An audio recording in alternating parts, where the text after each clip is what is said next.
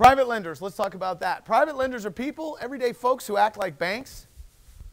They're not splitting the profit. They're looking for a nice annuity-style payment to come in every month. And in most cases, they want to be, they would prefer to be in a more of a long-term program, several years, where they get a nice payment coming in every month. So some of the best private lenders are people who are living on a fixed income. Because right now, if you're living on a fixed income, you're making 1/10 of 1% on your money market. CDs are paying 1.5%, 2%. Munis are paying next to nothing. The low-risk type stuff is paying squat. I'll tell you, one of my private lenders is my mom. And I love borrowing her money, and she loves lending me her money because I have great credit with her, for one thing. And so when I borrow her money, I pay 8 or 9% on it, as opposed to the 1.5 or 2% she's making on the CD. That's like a 400% raise. You can literally change people's lives who have no idea that they can even do this. And I'm here to tell you, people appreciate learning about this, but most just don't know. You've got to present it to them. You'll pay between 8 and 15%. Do you think you need to pay 15% for a private loan right now when money markets and munis are paying 1% or 2%? No. If money markets are paying 7%, do you think you might need to pay 15% to get the money? Yes. We haven't seen that in a long time. We may see it soon. We'll see. You can borrow, frankly, any amount. It's up to you and the private lender. You could borrow 100% of what you need. Although I don't know that that's safe and particularly fair to the lender, but you can. I have an office building that I financed with a private lender, private loan. And I remember I paid $210,000 for the building, and it appraised for like 300 and something. So it was a good deal. Bought it from a company that went bust. And I have a friend whose name is Jerry, who has done private loans for me over the years. He's done several. And we met for lunch one day. He lives in Rochester. And, pardon me. I said, hey, Jerry, I'm in town.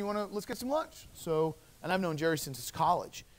And so we had some lunch. And this was in, I think, September of 2007. It was the year before the stock market crashed. If you remember, in the fall of the year before the stock market crashed, it was about $14,000. And he had all kinds of money in his IRA, $300,000-$400,000. And we were having lunch, and he's looking at the stock ticker on CNBC over my shoulder, and he can't even pay attention to the conversation. So I'm like, Jared, what's the story? Why are you? And he's like, oh, I think my IRA is down like 15 grand today. I don't even know if I can eat lunch now. I need Rolaids. And I said, oh, man, why don't you pull your money out of the stock market and lend it to me on some of my real estate deals like you have before? And he said, well, I would, but it's in my IRA. He said, I can't do that. And I said, well, yeah, you can. You can definitely do that if you contact a company called Equity Trust. They're in Elyria, Ohio, which is basically Cleveland.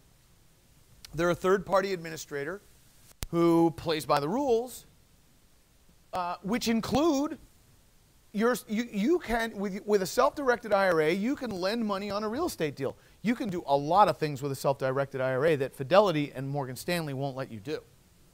And Equity Trust will.